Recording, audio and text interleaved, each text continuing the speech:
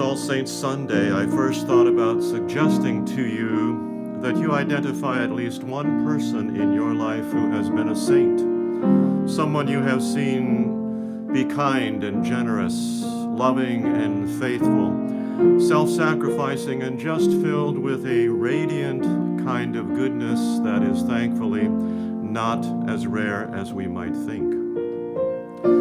But on further reflection, I would suggest to you that all of those admirable saintly qualities are not what make any of us saints. They are an expression and fulfillment of our sainthood. It is grace by faith that creates the saints this world needs right now as never before.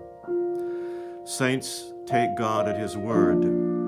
They trust that God will stand by them and with them through any storm or trial. Saints know that God is not just with them, but for them in every time and season of life, seeking and sending blessing and beauty, strength and peace, hope and confidence.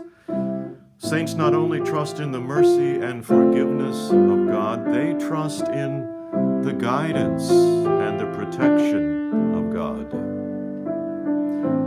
When we are young, sainthood tells us that God has a plan and a future for us. And this is still true, even in the uncertainty of a pandemic.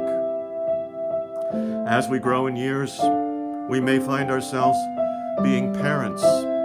Sainthood tells us to have faith that God will help us keep our children safe and show us how to help them find their way. In our middle years, saints look each day for God's purpose and path so that they can be productive and find their greatest happiness in making others happy. God sends those to us with whom we can share blessings and joys, those who need our help and those who can help us in our time of need. The company of saints on earth and saints in heaven becomes our community of first and last resort. Throughout their lives, saints bear witness to God's goodness and God's truth. And we each do that in a way that is uniquely our own. No one else in the world can ever love and serve God and neighbor the same way you can. No one else in history can love and serve God and neighbor the way you can. No two saints are ever alike. If there comes a time when we fall away from our faith or even think we have sinned so often and so severely that God would never want us back, it is that still small voice of sainthood within all of us that says God's love is big enough and high enough and wide enough to embrace us again and never let us go. As the years continue, the challenges become greater. We trust God to see us through the physical and mental decline of parents, knowing that even as they fail, they are precious in His sight. They deserve their dignity. They deserve our respect and compassionate care. As we face our own final years on this earth, we have the confidence that we have lived our lives looking beyond the earthbound concerns and struggles that can so easily distract us from God's promise of life everlasting, life eternal. The church triumphant has always been on the horizon.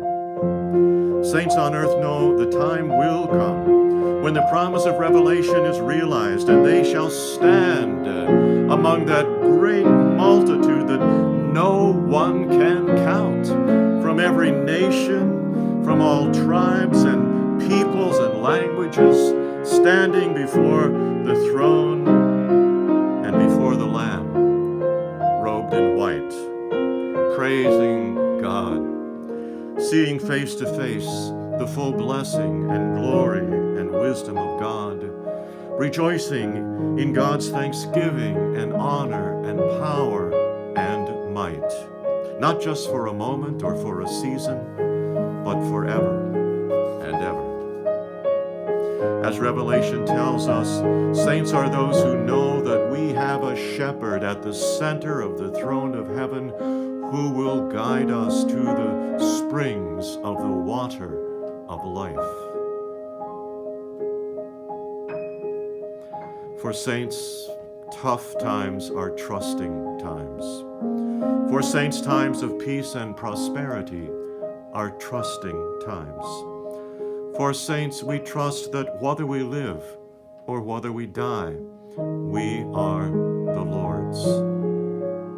I am grateful that All Saints Sunday comes each year because it invites us, encourages us, compels us to widen our worldview, our perceptions of history, our understanding of the meaning and purpose of our lives, why we are here, what we should be doing, where we are going.